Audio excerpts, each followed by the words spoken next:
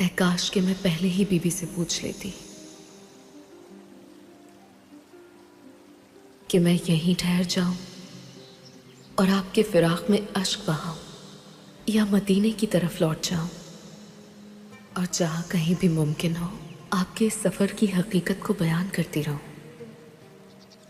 آپ کے پاس ہی ٹھہر جاؤں اور اپنی ماں سے جدائی کو برداشت کروں، یا پھر اپنی ماں کے پاس چلی جاؤں اور آپ سے دوری کا غم سہوں، یہیں قم میں آپ کی قبر مبارک کی مجاور بن جاؤں اور آپ کے زائرین کی خدمت کروں، یا آپ کی سفیر بن کر مدینہ چلی جاؤں۔ اے کاش میں پہلے ہی بیوی سے پوچھ لیتی۔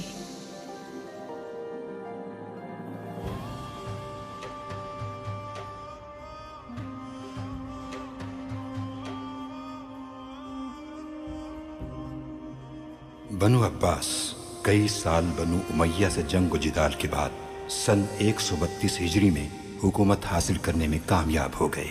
ان کے اس قیام کا آغاز رسول اللہ صلی اللہ علیہ وآلہ وسلم کی آل و اولاد کو حق دلانے کے نعرے سے ہوا، لیکن اقتدار کے حصول کے بعد اولاد رسول پر مختلف قسم کی پابندیاں لگا کر ان کو محدود کرنے کی کوششیں کی گئیں۔ یہ سلسلہ فقط آئمہ معصومین کو درباروں میں پیش کیے جانے اور قید و بند کی اذیتوں تک ہی نہیں رکا، یہاں تک کہ حکومت بنو عباس کی طرف سے خاندان رسالت کو درس و تدریس تک کی اجازت نہیں تھی۔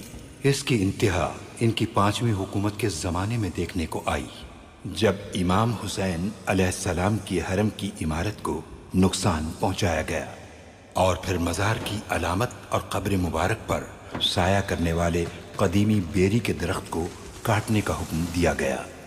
ہارون الرشید کے بعد اس کا بیٹا مامون الرشید تخت و تاج کا وارث بنا۔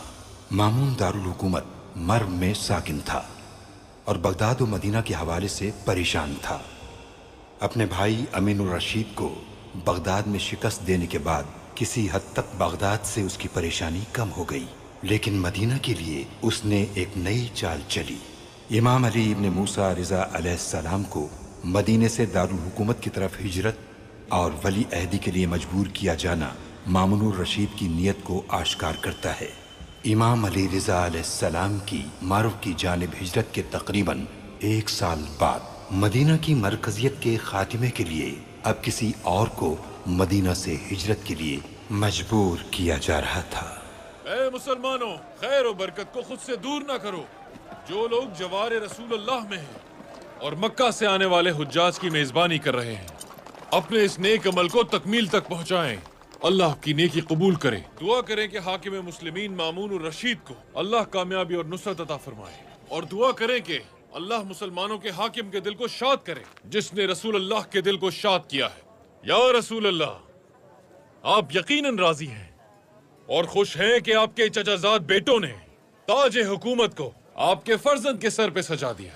رسول اللہ کے صالح چچا زاد بیٹوں کی حکومت کی سلامتی اور استحکام کے لیے دعا کریں۔ اللہ صالحین کو حکومت عطا فرمائے گا انشاءاللہ۔ احسان فراموشی کا کوئی علاج نہیں ہے اے شخص۔ مجھے نہیں معلوم کہ حکومت بنو عباس ایسا کیا کرے کہ تم اور تم جیسے لوگ حاکم کے خلاف زہر نہ اگلیں اور راضی ہو جائیں۔ تم نے دعا کرنے کا کہا اور میں نے دعا کی جو آتی تھی مجھے۔ بات کو طول دے کر جھگڑے کی شروعات نہ کرو تو بہتر ہے۔ کیسا جھگڑا ابن خوف؟ کہیں بغاوت کے دور کی طرح دوبارہ تلوار اٹھانے کا ارادہ تو نہیں تمہارا؟ کیا تمہیں مرو میں کسی نے نہیں بتایا کہ باطل گفتگو کے ذریعے حج کے اجر کو ضائع نہیں کرنا چاہیے؟ خطبہ تو تم نے سنا دیا، اب قبر رسول کی زیارت کرو اور تبرکات خریدو اپنے اہل و عیال کے لیے۔ میرے اور میرے جیسوں کے راضی ہونے کی فکر کرنے کی ضرورت نہیں ہے تمہیں۔ در حقیقت مجھے اپنی نہیں بلکہ تمہاری فکر ہے۔ میں جاننا چاہتا ہوں کہ اگر تمہاری آنکھیں میرے اس سبز رنگ کے لباس کو نہیں دیکھ رہی جو تم لوگوں کی ہی پہچان ہے، تو وہ سکے جن پر علی ابن موسیٰ کا نام کندہ ہے، جن سے تم کھانے پینے کا سامان خریدتے ہو اور اپنے پیٹ کی آگ بجھاتے ہو، کیا وہ بھی دکھائی نہیں دیتے؟ سب دکھتا ہے۔ مجھے حکومت عباسی کے سکے بھی نظر آ رہے ہیں اور تمہاری آنکھوں میں نفرت بھی دیکھ رہا ہوں۔ اب اس سے زیادہ اور تم لوگوں کو کیا چاہیے؟ حکومت میں حصہ بھی مل گیا، لیکن بات ایسے کر رہے ہو جیسے کوئی نقصان ہوا ہو تمہارا۔ کس حصے کی بات کر رہے ہو؟ ہمارا تو حق مارا گیا ہے۔ کاش کہ ان لوگوں نے صرف ہمارے لباس کا رنگ چرایا ہوتا۔ کیسی حکومت؟ تم تو ابھی مرو سے آئے ہو، بتاؤ क्या अली इब्न मूसा ने वली अहदी को कबूल करने के लिए हुकूमत में अदम मुदाखलत को शर्त नहीं रखा? बताओ ताकि सब जान लें। देखो मुसलमान, ये जो तुम मेरे सामने यहाँ मदीना के बाजार में हुकूमत के खिलाफ अपनी तलवार जैसी जबान चला रहे हो, यानी अली इब्ने मूसा की हुकूमत हो जैसे, मैं तुम्हें याद दिलाना चाहता हूँ, मरहूम हारून रशीद के जमाने में अगर कोई भी शख्स बोलने की जुर्रत करता था तो उस बागी को शहर से निकाल बाहर कर दिया जाता था। या अल्लाह, मरहूम हारून पर रहमत फरमा और एहसान फरामोशों पर अपनी लानत भेज। तुम्हारी ये जबान जो दुआ और लानत के लिए इतनी चलती है, तो फिर तुम रसूल अकरम की ये हदीस इन सब के सामने क्यों नहीं सुनाते? उन्होंने फरमाया था कि अल्लाह बेरी का दरख्त काटने वाले पर लानत करे। जबान संभालो अपनी। जानते हो कि क्या कह रहे हो? इसने मरहूम हारून की तौहीन की है। अल्लाह की लानत हो इस पर। मेरे लिए बहुत ताज्जुब की बात थी। मदीना के हालात मेरे अंदाजे से कहीं ज्यादा खराब थे। अली इब्ने मूसा की वली अहदी के जरिए लोगों के एतराज की आग को बुझाना मकसूद था, लेकिन हुकूमत अब्बासी से मुखालिफत की वो आग बुझी नहीं थी, बल्कि राख तले दबी हुई थी।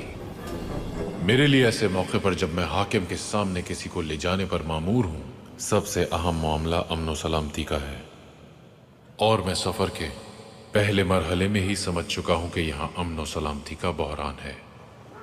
अमीर,